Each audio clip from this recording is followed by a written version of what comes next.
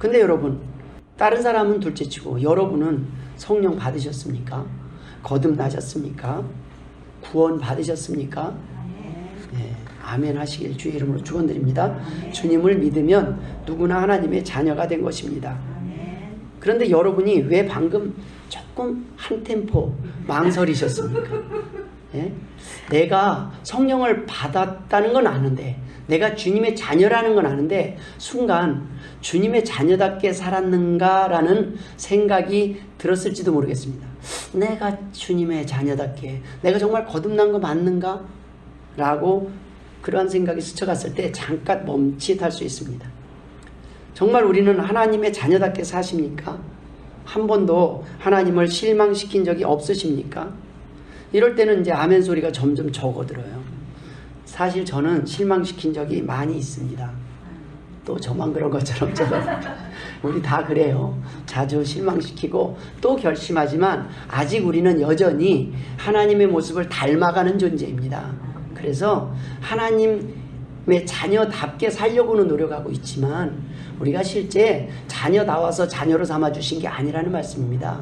그냥 하나님이 너 오늘부터 내 자녀야 하고 입양하신 거예요. 예수를 믿으면 자격이 생긴 겁니다. 우리는 하나님의 자녀가 되었음에도 불구하고 여전히 부족하고 여전히 넘어집니다. 그럼에도 불구하고 성령님의 도우심으로 오늘 우리는 이 자리에 나와서 예배드리고 있습니다. 뻔뻔하게 드리는 게 아니라 당당하게 나와서 예배드릴 수 있는 것입니다. 넘어졌지만 다시 일어났기에 또는 다시 일어나기 위해서 우리는 성령님의 음성에 순종해서 주님 앞에 나온 것입니다. 오늘 우리는 주님의 도우심을 믿고 주님께 도우심을 청하러 은혜의 자리에 은혜를 구하러 나왔습니다. 그런데 사단은 넘어질 때마다 우리가 주님의 자녀답지 못하고 제자답지 못하니 너는 아닌 것 같아, 포기하라고 속삭입니다. 이것을 이용해서 자꾸 포기 활동하는 게 구원파예요. 구원은 그래요. 구원 받았습니까? 몇 월 며칠 몇 시에 받았습니까? 구원 받았으면 구원 받은 사람답게 살고 있습니까? 그러면 다 찔려요. 예, 다 찔려요. 예, 예수 믿는 사람이 그렇게 살아 되겠습니까? 그러면은 양심이 그렇게 증거하는데 그러면은 다 구원 절레절레 내가 받은 게 맞나? 우리 교회를 한번 나와보세요. 진짜 구원 받은 사람은 어떻게 살아가는지 보여드리겠습니다. 근데 거기 가도 똑같아요. 거기도 인간들이 있고 여전히 넘어지는 사람들이 있을 것입니다. 이 땅에 살아가는 동안 우리는 온전한 사람들을 볼 수가 없어요. 우리가 그나마 온전한 것처럼 오늘 이렇게 때깔나게 입고 그렇게 나와 있는 거는 속에 더러운 것을 다 가리고 포장했을 뿐입니다. 사실은 우리 안에 씻어도 씻을 수 없는 우리 안에 이기적인 마음과 연약한 마음들, 연약한 성품들을 우리는 아직도 가지고 살아갑니다. 그래서 보혈의 공로가 대단한 거예요. 그럼에도 불구하고 용서해 주셨다는 겁니다. 주님은 어떠한 사람도 용서하실 수 있는 그러한 기회를 허락해 주시게 십자가에 우리 대신 달려 돌아가신 것입니다. 아예 죗값을 대신 치러버리셨어요. 우리는 오늘도 주님의 사랑과 용서를 믿고 의지하며 성령님의 음성을 쫓아 이곳에 나와서 죄를 고백하며 은혜를 구합니다. 넘어졌으나 주저앉아 있지 아니하고 포기하지 않고 다시 나왔다는 게 중요하다는 겁니다. 우리는 이렇게 넘어지고 실패하고 상처받은 경험이나 아픔들을 잊으려고 애쓸 때가 있습니다. 그러나 여러분, 우리가 잊어야 될 것은 과거에 상처받은 기억, 넘어졌던 기억들이 아니라 승리했던 기억들입니다. 도리어 우리가 과거에 실패하고 넘어졌고 연약해졌을 때의 기억은 우리를 겸손하게 만듭니다. 주님, 나 같은 죄인이 지난주에도 주님의 자녀답게 살지 못했습니다. 또 내가 참지 못할 때가 있습니다. 또 내가 연약해서 잘못 보고 또 내가 시험에 들 때가 있었습니다. 우리는 하나님 앞에 연약함을 고백할 때마다 우리는 하나님의 보혈의 공로를 찬양할 수밖에 없습니다. 주님의 은혜로 오늘도 나왔습니다. 주님 감사합니다. 겸손해질 수 있습니다. 그런데 승리했던 기억이 쌓이면요, 내가 좀 봉사하고 내가 좀 일하고 내가 하나님 앞에 뭐 좀 한 것 같고 이걸 하나하나 하는 거예요. 내가 하나님을 위해서 이렇게 점점 많이 했는데 그러한 기억들이, 승리의 기억들이 우리에게 교만으로 또는 방심함으로 인해서 앞으로 우리가 나아갈 경주에서 더 큰 하나님의 일을 함에 있어서 도리어 실패하고 패배할 수 있기 때문입니다. 그래서 고린도전서 10장 12절에 그런즉 선줄로 생각하는 자는 넘어질까 조심하라 라고 말씀하셨습니다. 성경은 한 번도 과거의 상처나 실패를 무시하거나 묻어버리라고 말하지 않았습니다. 우리는 도리어 과거에 실패했던 원인을 잊지 말고 기억해야 합니다. 많은 사람들이 상처를 가지고 살아갑니다. 겉보기에는 상처가 없는 것 같지만 사실 우리 속에 거 꺼내보면 정말 할 말 많습니다. 뱉어내고 속에 있는 거, 더러운 거, 아픈 거, 쓰린 거, 그걸 꺼내고 싶지 않을 뿐입니다. 그런데 사단은 이 상처를 이용해서 우리를 넘어뜨리려고 합니다. 우리가 잘못해서 넘어지고 우리의 욕심 때문에 넘어진 것도 있지만 상당히 많은 상처가 사단의 장난 때문에, 사단의 방해 때문에 생겼다는 겁니다. 사단은 우리를 넘어뜨리기 위해서 우리의 주변 사람들을 사용해서 우리를 흔듭니다. 우리를 죄짓게 합니다. 우리를 분노하게 만듭니다. 베드로전서 5장 8절에 근신하라 깨어라 너희 대적 마귀가 우는 사자같이 두루 삼기며 삼킬 자를 찾나니 라고 그러고 있습니다. 지금도 사단은 계속 우리를 삼킬 사람 없나, 어디 연약한 사람 없나, 내 먹잇감 없나, 방심하고 있는 사람 없나 찾아다닌다는 말씀입니다. 저는 오늘 본문을 중심으로 이런저런 이유로 상처받고 넘어진 하나님의 자녀들을 주님께서 어떻게 회복시키길 원하시는지 몇 가지 은혜를 함께 나누길 원합니다. 오늘 본문의 제목이 내가 나를 사랑하느냐라는 제목입니다. 그 질문은 오늘 첫 번째 우리가 나누는 은혜는 누구 탓이냐가 중요하지 않다는 것입니다. 내 자신부터 용서해보라는 겁니다. 내 탓만이 아니다라는 겁니다. 물론 우리 잘못도 있습니다. 그러나 내 탓만이 아니고 사단이 장난해서 그런 것도 있고 주변에 너가 알지 못하는 여러 가지 이유들이 있다. 또 내 계획도 있다. 하나님 그때는 왜 안 지켜주셨습니까? 내가 하나님 앞에 나와서 하나님을 위해서 열심히 살기를 원했고 하나님의 자녀답게 살기를 원하고 기도했지 않습니까? 그런데 그때 그날 그 순간에 왜 나를 참지 못하겠습니까? 왜 나를 보지 못하겠습니까? 라고 따질 수도 있습니다. 그러나 그 모든 것을 상관없이 주님은 이미 용서했으니 다시 일어나라는 것입니다.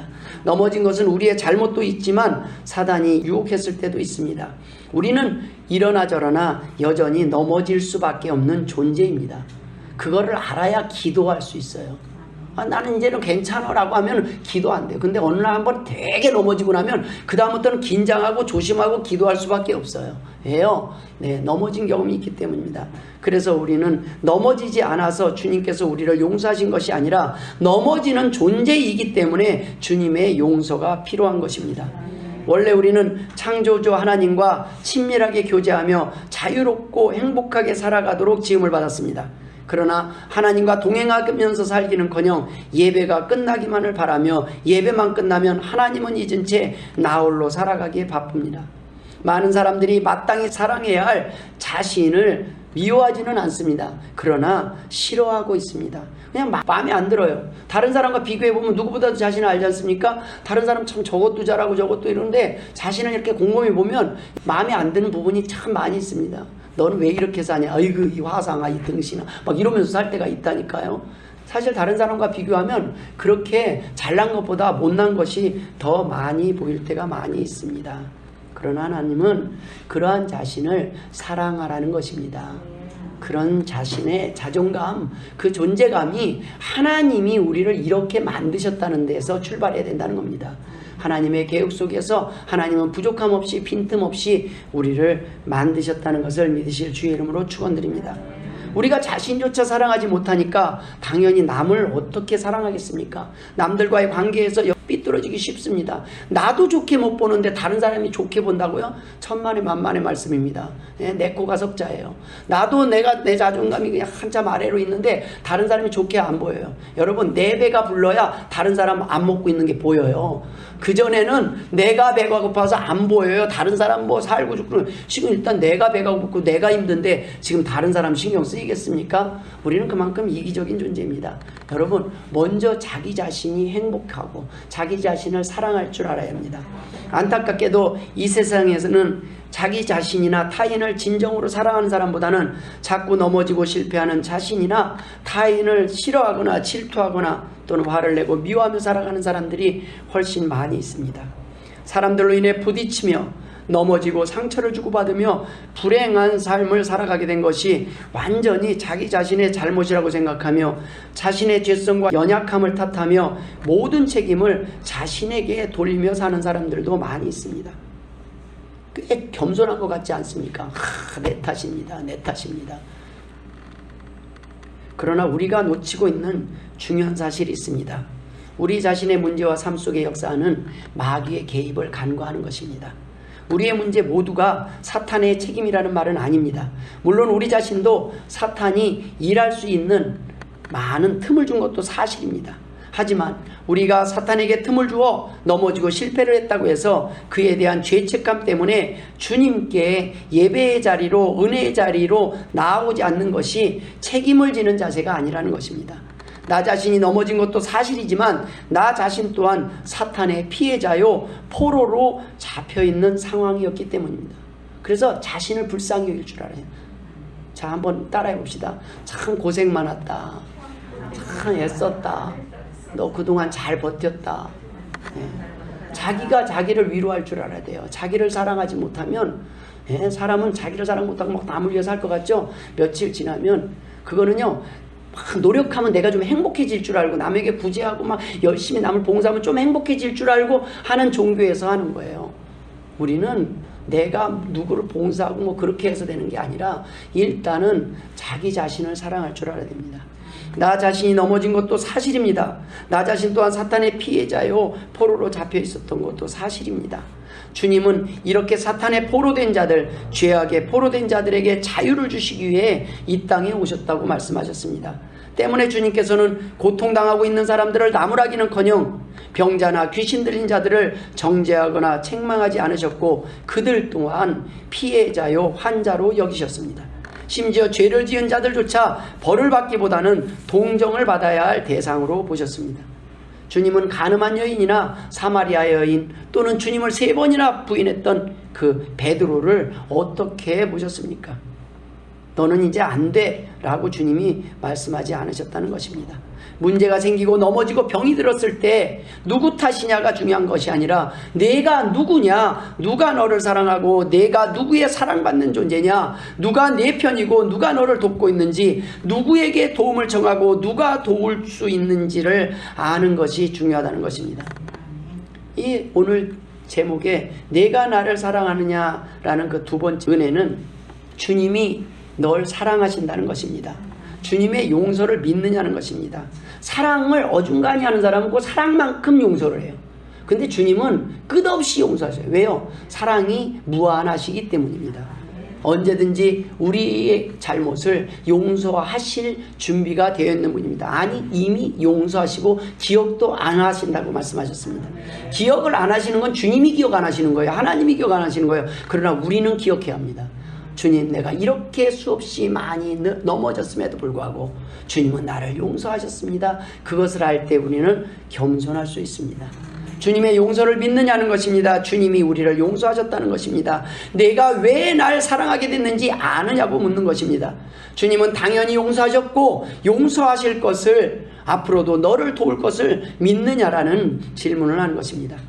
넘어졌을 때 나의 배우자는, 나의 가족은, 우리 목사님은, 우리 교우들은 절대 용서하지 않을 거라고 믿을 때는 답이 없습니다.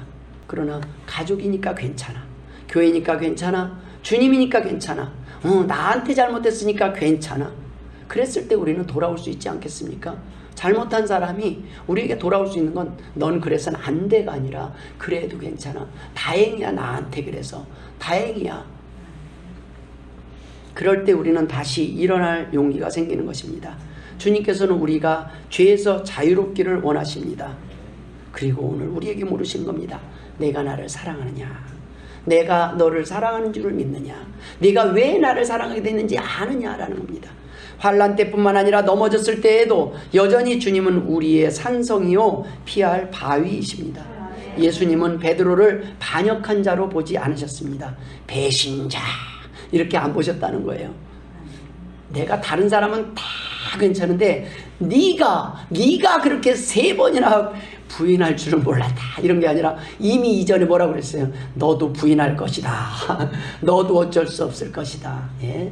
잘난 체 하면 그날이 넘어지는 날이에요. 도리어 주님 언제 넘어질지 모르는데 그때 주님 한 번만 봐주세요. 그런 마음으로 우리는 살아가는 겁니다. 예수님은 베드로뿐만 아니라 가늠한 여인이나 사마리아 여인을 벌을 받아야 할 자가 아닌 실족하고 패배당한 자들로 보시고 이들을 사탄의 올무와 구속에서 해방시켜 주시기를 원하셨습니다. 실패한 사람들이 자신의 마음속에 분노와 원망과 상처로 가득 채우고 살아가거나 사탄의 포로가 되어서 자책하며 자포자기한 상태로 살아가기를 원치 않으신다는 말씀입니다. 때문에 주님 앞에 나와서 자신의 죄를 고백하고 예수 그리스도의 보혈을 통한 자유함과 쉼을 누리며 살기를 그 누구보다도 바라고 계십니다. 마태복음 11장 28절에 수고하고 무거운 짐진 자들아 다 내게로 오라 내가 너희를 쉬게 하리라. 존 샘포드는 인간의 자유의지는 주님께 매우 소중한 것이어서 우리의 동의가 없는 한 그는 십자가의 효력이 우리에게 적용되게 하지 않으실 것이다 라는 말을 했습니다. 우리는 죄사함을 받는 방법을 알고 있지만 이 또한 우리의 자유의지를 통해 십자가 앞에 나올 때 주님의 용서 및 놀라운 속죄를 경험할 수 있는 것입니다. 실족했을 때 우리를 주님께 인도하시는 분이 누구십니까? 바로 성령님이십니다. 이사야 61장 1절로 3절에 주 여호와의 영이 내게 내리셨으니 이는 여호와께서 내게 기름을 부사 가난한 자에게 아름다운 소식을 전하게 하려 하심이라. 나를 보내사 마음이 상한 자를 고치며 포로된 자에게 자유를 갇힌 자에게 노임을 선포하며 라고 말씀하고 계십니다. 주님께서는 마음이 상한 자의 고통을 없애기 위해 죽으셨습니다. 예수님의 사역의 대상이 억울한 피해자이든지 사단의 피해자이든지 상관없이 죄악의 사단의 포로된 자에게 자유를 주시기 위해 이 땅에 오셨습니다. 주님은 우리가 예수님처럼 사탄의 영향에서 자유롭기를 원하십니다. 그래서 사도행전 1장 8절에는 오직 성령이 임하시면 너희가 권능을 받고 라고 말씀하고 계십니다. 권능을 받아야 우리가 사명을 감당할 수 있고 전할 수 있기 때문입니다. 그런데 권능을 받으려면 성령이 임하셔야 합니다. 성령이 임하실 때 우리의 병든 자가 치유되고 우리가 비로소 타인을 치유할 수 있는 사람이 될 수 있습니다. 나는 마음이 온유하고 겸손하니 나의 멍에를 베고 내게 배우라. 그리하면 너희 마음이 쉼을 얻으리니 이는 내 멍에는 쉽고 내 짐은 가벼움이라. 많은 사람들이 주님께 나왔음에도 불구하고 이 쉼과 자유를 누리지 못하고 있습니다. 구원은 받았으나 자유를 주셨으나 이 자유를 누리지 못하고 아직도 근심 속에 살아가고 있습니다. 주님은 공생의 기간 동안 두루 다니시면서 사람들에게 축복하시고 치유하시고 귀신을 쫓아내시고 많은 사람들을 용서하셨습니다. 사탄의 올무에 걸려 고통당하고 있는 사람들에게 사람들이 손가락질을 하는 그 사람들에게 죄사함을 받았느니라. 주님께서는 용서함을 주셨습니다. 평화와 자유를 주셨습니다. 그리고 떠나실 때 우리에게 사람들에게 완전한 자유를 가져다 줄 수 있는 권세와 능력을 부여하셨습니다. 여러분, 우리가 다른 사람들에게 자유를 부여하는 권세를 가졌다는 말씀입니다. 다른 사람이 우리에게 잘못했을 때 괜찮습니다. 이 한마디가 그 사람에게 자유를 허락하는 것입니다. 마태복음 28장 20절에 내가 너희에게 분부한 모든 것을 가르쳐 지키게 하라. 볼지어다 내가 세상 끝날까지 너희와 항상 함께 있으리라 하시니라. 이 권세와 능력을 주셨을 뿐만 아니라 주님께서 우리와 함께 하신다는 것입니다. 이 권세와 능력을 사용할 수 있도록 함께 하신다는 것입니다. 마지막으로 우리가 나눌 은혜는 내가 주님을 사랑하냐는 것입니다. 주님을 사랑하면 다시 일어날 수 있다는 것입니다. 사랑은 넘어지지 않는 것이 아닙니다. 넘어졌어도 다시 일어나는 것이 사랑입니다. 왜냐하면 넘어지지 않는 사람은 없기 때문입니다. 과거의 실패에서 벗어나는 방법은 사랑뿐입니다. 사랑만이 답입니다. 사랑 외에는 답이 없습니다. 과거의 죄책감으로 인한 상처에서 벗어나지 못하고 고통당하고 살아갈 수밖에 없는 것이 사람입니다. 그러나 사랑하는 사람끼리는 괜찮습니다.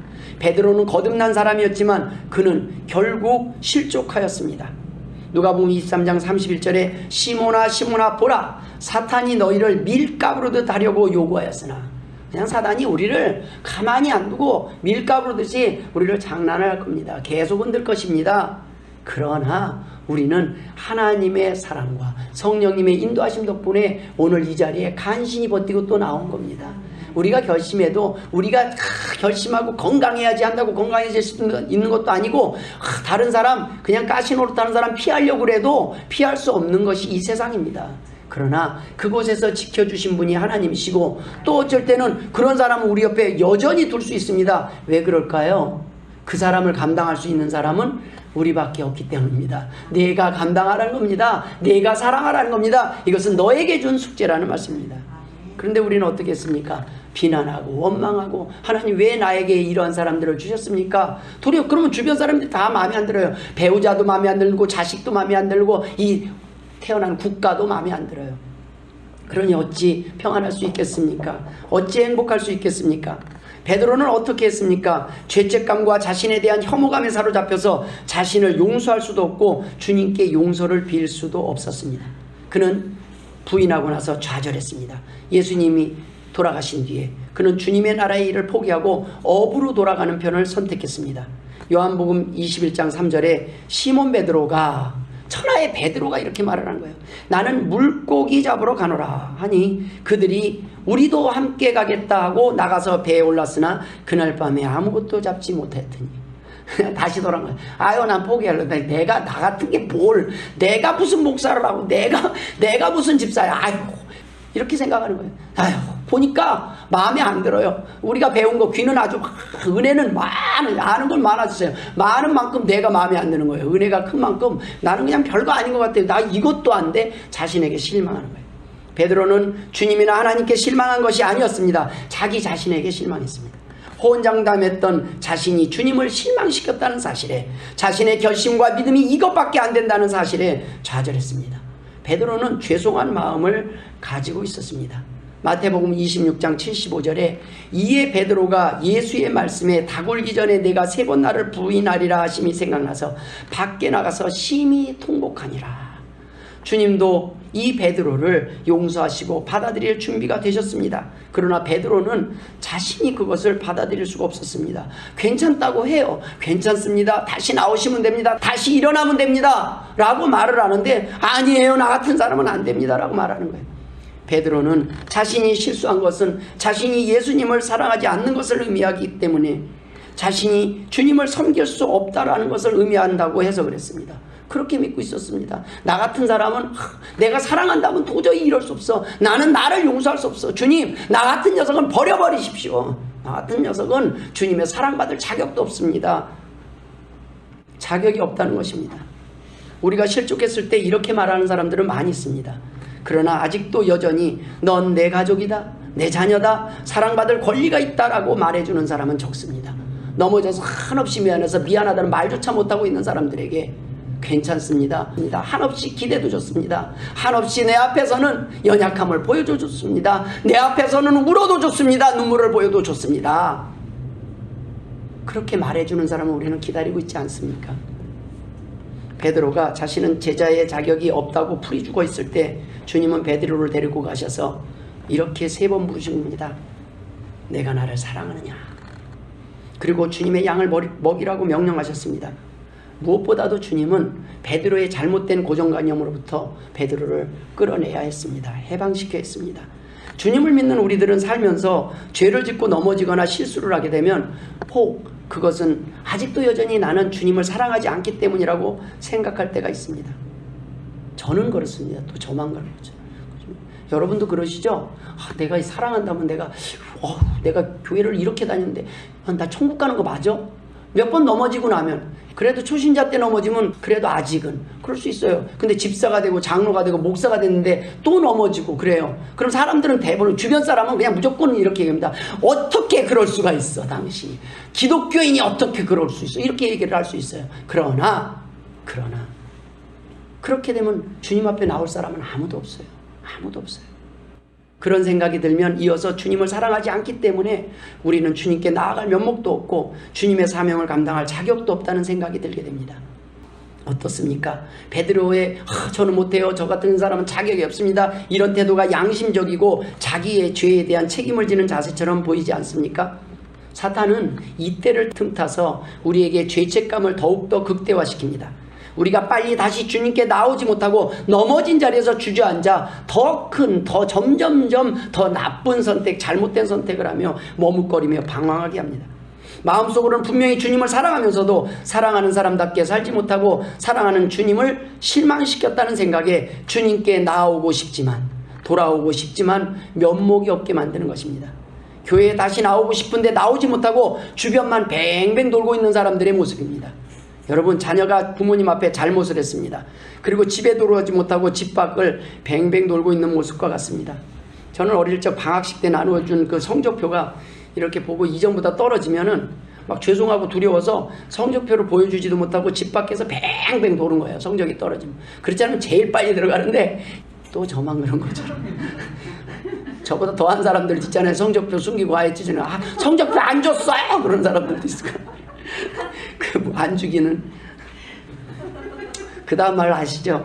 그런데 이런 두려움과 죄책감이 너무 커서 견딜 수 없다고 어린 자녀가 부모님께 편지 한 장 써놓고 자살을 했다면 어떨까요? 요즘 그런 시대에 살고 있지 않습니까? 그거는 부모가 괜찮아, 성적 좀 떨어져도 괜찮아, 그 말 한마디 미리 해줬으면 좋은데 전교 1등에서 2등으로 떨어졌다고 자살하게 만든 건 부모가 회개할 노릇 아닙니까? 우리가 회개할 노릇 아닙니까?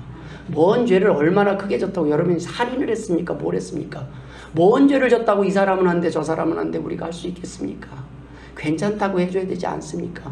그랬으면 다시 나올 수 있는데 이래 안 돼, 저래 되니까 그래 깨끗한 니들이나 잘 먹고 잘 살아라고 가는 거예요.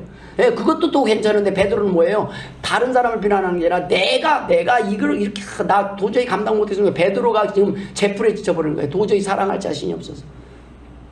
부모님은 죽은 우리 아들을 보면서 참 네가 양심적이구나, 내가 참 잘 키웠구나, 잘 죽었다라고 하실까요? 그것이 정말 자신의 죄에 대한 책임을 지는 지혜로운 선택일까요? 아닐 것입니다. 베드로가 그랬습니다. 가늠한 여인이 그랬습니다. 사마리 여인도 마찬가지였습니다. 돌아오고 싶었습니다. 다시 회복하고 싶었습니다. 이전으로 돌리고 싶었을 것입니다. 세상은 너는 안 돼 손가락질할 때 아니 내가 어때서라고 변명하기는커녕 맞아 나는 안 돼, 주님 나는 안 돼요, 나는 죄인입니다, 가슴을 치며 자책하고 있는 모습이 아니겠습니까? 이런 베드로를 회복시키기 위해 주님은 3번이나 내가 나를 사랑하느냐라고 물으십니다. 그리고 내 양을 먹이라고 말씀하셨습니다. 주님은 내가 나를 사랑한다면 어떻게 이렇게 배신할 수 있느냐라고 묻지 않으셨습니다. 내가 여전히 나를 사랑하느냐?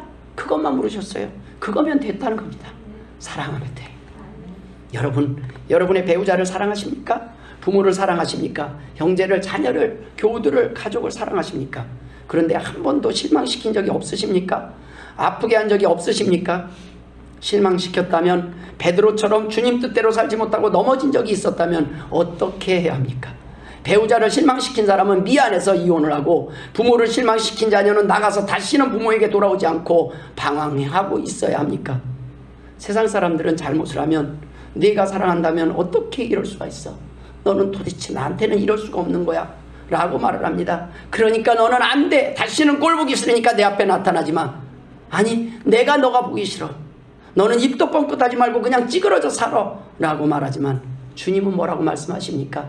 내가 그럴 수도 있지, 내 연약함을 안다 라는 말조차 아끼시고 단 한 가지, 내가 나를 사랑하느냐? 그렇다면 됐다, 그것으로 족하다, 그렇다면 내 양을 먹일 자격이 있다 라고 말씀하신 것입니다. 사랑하지 않으면 문제입니다. 하지만 사랑하면 회복할 수 있다는 말씀입니다.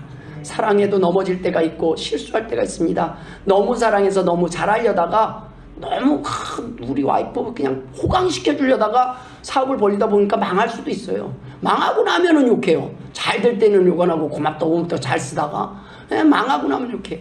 그게 세상 아니겠습니까? 그러나 그럴 때 우리가 해줄 말은 뭡니까? 괜찮아요, 사랑해요. 고집 피울 때가 있었고 우리는 어리석은 선택을 할 때가 있었습니다. 그렇지만 사랑하면 사랑하는 사람을 봐서 다시 일어나라는 말씀입니다. 주저앉아 있지 말라는 말씀입니다. 찬양에 이런 고백이 있습니다. 나의 등 뒤에서 나를 도우신 주, 나의 인생길에서 지치고 고나여 매일처럼 넘어질 때도 나를 일으키시네. 일어나 걸어라, 일어나 걸어라, 내가 내 손 잡아주리니 일어나 걸어라. 주님의 치유의 핵심은 사랑이셨습니다.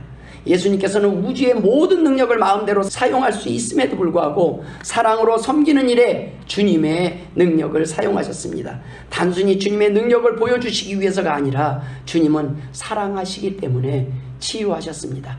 사람들이 자신만을 위해서 주님의 기적을 보러 왔을 땐 도리어 주님은 그 기적을 보여주지 않고 거절하셨습니다. 그러나 여러분, 고통당하는 사람들이 찾아왔을 때는 어떻게 하셨습니까? 죄인들이 왔을 때는 어떻게 하셨습니까? 불쌍히 여기고 치유하셨습니다. 마태복음 9장 36절에 무리를 보시고 불쌍히 여기시니 이는 그들이 목자 없는 양과 같이 고생하며 기진함이라. 미안하다, 내가 늦게 왔다. 미안하다, 네가 아직 나를 몰라서, 아직 말씀을 듣지 못해서, 네가 하나님이 어떤 분인지 경험하지 못해서 그럴 수밖에 없는 것을 안다. 지쳐있는 우리의 모습을 가장 잘 아시고 잘 보시는 분이 주님이시라는 말씀입니다. 마태복음 14장 14절에 예수께서 나오사 큰 무리를 보시고 불쌍히 여기사 그 중에 있는 병자를 고쳐주시니라. 주님의 치유는 이렇게 육체적 치유에서 끝나지 않습니다. 무엇인가 더 깊은 차원의 치유가, 근본적인 치유가 필요함을 아셨기 때문입니다. 병의 원인이 겉이 아닌 속에 있음을 아시기 때문입니다. 그래서 가버나움 중풍병자에게는 내 죄사함을 받았느니라 라고 말씀하셨습니다. 내가 일어나 걸어라 하지 않고 내 죄사함을 받았느니라. 내 병의 문제가 죄 때문이었구나. 내가 그 죄 문제를 해결하지 못해서, 그 죄 문제가 뭐냐, 나 잘났다는 게 아니에요. 누가 나 다시금 일어설 수 있다. 너 괜찮아? 다시 해봐. 내가 너를 도와줄게. 이런 말을 듣고 싶었던 거예요. 너는 안 돼가 아니라 너는 도대체 내가 몇 번을 기회 줬는데 그렇게밖에 못 사니, 이런 소리가 아니라는 거예요. 날 때부터 눈먼 자에게 대해서는 제자들에게 그의 문제는 죄의 결과가 아니라고 또 말씀하십니다. 맹인으로 태어난 사람이 있었습니다. 누구의 죄로 인함입니까? 라고. 저 사람 가난한 건, 저 사람 병든 건, 저 사람 암 걸린 건 누구 죄 때문입니까? 아니라는 겁니다. 그거는 이 사람이나 그 부모의 죄가 아니라 그에게서 하나님이 하시는 일을 나타내고자 함이니라. 여러분, 우리가 살다 보면 하나님을 위해서 열심히 사는데도 불구하고 어려운 일을 겪을 수 있습니다. 그것은 죄 때문이 아닙니다. 아니, 설사 죄 때문이라도 주님의 십자가의 보혈의 공로로 우리는 담대하게 자유함을 얻을 수 있습니다.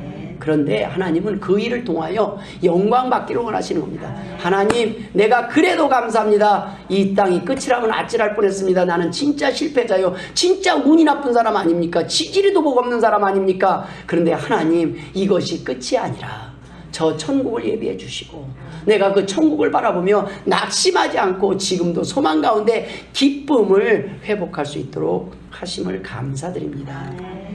18년 동안 구부라져서 조금도 펴지 못하고 살아온 여인에 대해서는 그녀가 사단의 메인바디였다고 말씀하셨습니다. 주님은 그 병의 원인이 무엇인지 정확하게 알고 계십니다. 이런저런 병의 원인들이 있습니다. 사람들은 겉으로 보이는 모습이나 문제만 보고 저 사람 왜 이래 하고 오해할 수가 있습니다. 그러나 여러분, 우리의 속에 이 타는 가슴, 속상함을 누구한테 다 말할 수 있겠습니까? 그래서 우리가 기도하는 것 아닙니까? 예, 목사님이 제 속을 어떻게 알아요? 그냥 말로 이거는 세상의 언어로 표현할 수가 없어요. 제 마음을 표현할 수 있는 방법도 없어요. 저는 말주변도 없어요. 그런데 하나님 앞에 와서는 그저 엉엉 울기만 해도 치유됨을 믿으실 주의 이름으로 축원드립니다. 왜냐하면 하나님은 아시기 때문에 우리의 눈물의 그 한 방울의 의미를 아시는 거예요. 주님은 우리의 모든 깊은 이유와 사정을 알고 말씀하십니다. 보이는 것이 다가 아니라는 말씀입니다. 보이지 않는 상처가 있습니다. 너무 아파서 사람들 앞에 드러내지 못하고 우리는 살아갑니다. 너무 아파서 아직도 서로 나누지 못할 때가 있습니다. 여러분, 왜 말 못해라는 것도 있겠지만 왜 나한테는 얘기를 못했을까? 저는 목사로서 그런 생각을 할 때가 있습니다. 저한테 상담을 요청하고 그래도 힘들 때 저한테 얘기를 할 때는 기뻐요. 그래도 저를 믿고 찾아준 거 아닙니까? 저한테 와서 뭔가 나누고 싶었던 거 아닙니까? 그런데 그러지도 못하는 사람들이 있습니다. 그것은 뭐예요? 죄 문제예요. 제가 그분에게 아직 이 정도밖에 신뢰를 못 줬구나. 조금 더 열심히, 조금 더 사랑해줘야 되겠구나. 정말 저 사람이 내가 무슨 얘기를 다 해도 내가 다 받아들일 수 있을 만큼 그런 사람이라는 것을 내가 믿을 수 있게 좀 더 하나님 앞에 겸손히 사랑해야 되겠구나. 이런 생각을 하게 됩니다. 여러분, 주님은 이렇게 보이지 않는 상처도 우리를 치유하기를 원하신다는 말씀입니다. 말씀을 마무리 짓도록 하겠습니다. 많은 사람들이 잘못을 하고도 다른 사람을 탓하고 다른 사람에게 책임을 전가합니다. 그러나 베드로는 적어도 자신의 실수를 남의 탓으로 돌리기는커녕 자신의 탓으로 인정하였습니다. 그런데 정작 이러한 베드로가 영적 슬럼프에 빠졌던 이유가 무엇입니까? 잘못 때문이 아닙니다. 자신을 사랑하지 못한 죄, 용서하지 못한 죄가 문제였습니다. 자신이 주님께 얼마나 사랑받는 존재인지, 소중한 존재인지, 주님이 자신을 사랑하고 자신이 주님을 사랑하고 있다는 사실을 간과하고 주님과의 관계를 망각한 것이 문제입니다. 여러분, 부부싸움을 할 때 대부분 오해를 하고 짜잘한 걸로는 막 이혼을 할 수 있어요. 근데 딱 한 가지만 알면요, 부부는 행복하게 살 수 있어요. 그 둘이 처음에 사랑을 진짜 졌다는 거예요. 그리고 지금도 사랑하기 때문에 곁에 남아서 뭔가 맞춰보려고 애를 쓰고 있다는 거예요. 뭔가 내 힘든 것도 말하려고 그러고 여기도 힘든 걸 말하려고 그러는데 이 언어가 자꾸 딴 나라 말을 해요. 말이 안 통해요. 그게 답답함을 가지고 있지만 여러분, 뭐예요? 사랑하는 건 맞지 않습니까? 그러면 한마디로 끝내라는 거예요. 나 사랑해? 이걸로 끝내라는 거예요. 이걸로. 뭐 그냥 그 밑에 거 짜잘하게 하지 말고. 저는 그냥 우리 집사람한테 할 말 없으면 그래서 사랑해? 이걸로 끝내요. 그래서 사랑하는 거지? 여보 사랑해. 그냥 뭐예요? 말로 안 풀릴 때가 있어요. 말을 하면 할수록 꼬일 때가 있어요. 그러면 한 가지만 확인합시다. 그래서 사랑합니까? 사랑하십니까? 그거면 돼요. 그런데 그 말조차 못할 때가 있다는 거죠. 베드로가 지금 그 상황이에요. 예수님이 한번 물을 때 예 사랑합니다. 또 물어요. 방금 사랑한다고 했는데 주님 사랑한다는 거 아시지 않습니까? 세 번째 또 물어요. 그거는 우리 아내, 저 아내. 그냥 형식적으로 뱉는 말이 아니라 너 처음 나 얼마나 사랑했니? 우리가 어떤 사이였니? 지금 우리가 어떤 사이니? 이것을 다시 회복하라는 것입니다. 주님을 사랑하면서도 주님께 나오지 못하는 사람들이 있습니다. 바리새인들처럼 잘나고 뻔뻔해서가 아닙니다. 죄송해서 감히 주님께 나오지 못하고 있는 것입니다. 누가복음 18장 13절에 세리는 멀리 서서 감히 눈을 들어 하늘을 쳐다보지도 못하고 다만 가슴을 치며 이르되 하나님이여 나를 불쌍히 여기소서 나는 죄인이로소이다 라고 기도를 했습니다. 여러분, 탕자는 어떻게 했습니까? 돌아올 때 아버지 내가 하늘과 아버지께 죄를 지었사오니 지금부터는 아버지의 아들이라 일컬음을 감당하지 못하겠나이다 라고 말을 합니다. 주님은 이런 사람들에게 오늘 뭐라고 말씀하십니까? 됐다, 괜찮다, 나를 사랑하면 족하다, 그러면 괜찮다고 말씀하시며 오늘도 여전히 우리를 일으켜 주시기 위해 손을 내밀고 계시는 것입니다.